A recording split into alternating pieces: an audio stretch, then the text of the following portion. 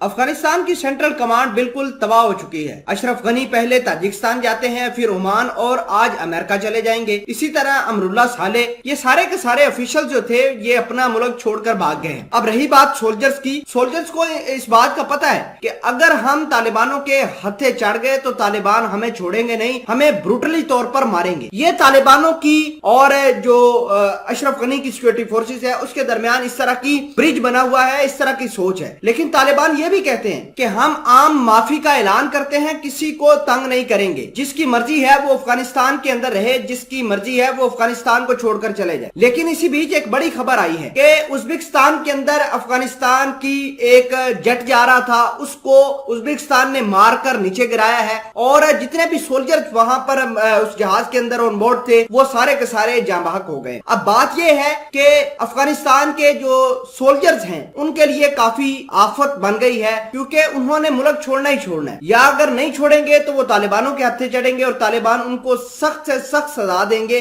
क्योंकि अब भी तालिबानों के पास बेशक उन्होंने सब कुछ कंट्रोल कर लिया है, कुछ नादरन और मजार शरीफ के इलाके हैं जहां पर अफगानिस्तान की नेशनल सिक्योरिटी मौजूद है और वहां पर लड़ाई अभी भी जारी है। तो भले ही अफगानिस्तान की फौज ये काम नहीं कर सकती, ना लड़ सकती है तालिबानों के साथ, लेकिन वो रेजिस्टेंस शो कर रही है। तो जाहिर सी बात है जब वो पकड़े जाएंगे तो उनका क्या हाल होगा। इस वजह से वो भागना जा रहे हैं, भागते हुए यहां से तालिबान उनको मारते हैं, जब आगे जाते हैं तो वो अगले मुल्क वाले उनको मार देते हैं। मामलात क्या हैं, तमाम तर चीजें, डेवलपमेंट, एक एक हकीकत, सब कुछ आपके सामने शेयर करेंगे। छोटी सी गुजारिश है कि आप हमारा यूट्यूब चैनल हसनात टीवी को सब्सक्राइब करके पास मौजूद घंटी के निशान को दबा लें ताकि हक और सच सबसे पहले आप तक बर वक्त पहुंचता रहे। नाजरीन ग्रामी, अफगानिस्तान की फौज जो है कभी ताजिकिस्तान के अंदर जा रही थी, ताजिकिस्तान ने वो बॉर्डर क्लोज कर लिया, वहां पर जो फौजी गए वो वापस आ गए। इसी तरह पाकिस्तान के अंदर स्पिन बोल्डक के रास्ते से गए, पाकिस्तान ने वो सोल्जर्स पकड़े, पकड़ने के बाद इनके ऑफिसर भी थे उनको वापस भेज दिया। अब बात यह है कि उज्बेकिस्तान के अंदर अफगानिस्तान के जहाज जा रहे थे, कभी लैंड कर रहे थे, कभी जा रहे थे, तो उज्बेकिस्तान ने बिना बताए किसी को इनको शूट डाउन करना शुरू कर दिया है। उसकी वजह यह है कि इन जहाजों का पता नहीं है कि ये जहाज किसके हैं, किस मकसद के लिए आ रहे हैं, ना उज्बेकिस्तान की गवर्नमेंट को पता है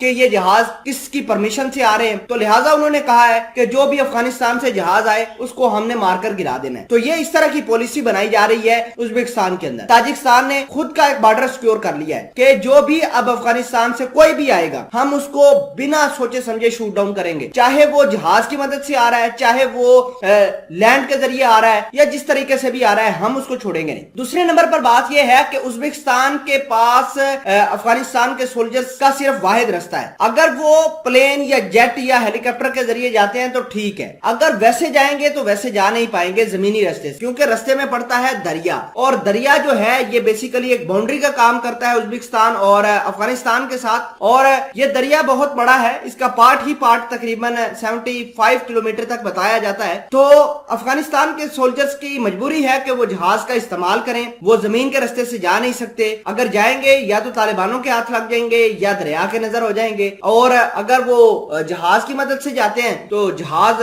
उज्बेकिस्तान गिरा देता है। तो ये एक सिचुएशन बड़ी कॉम्प्लेक्स बन गई है अफगानिस्तान के सोल्जर्स के लिए।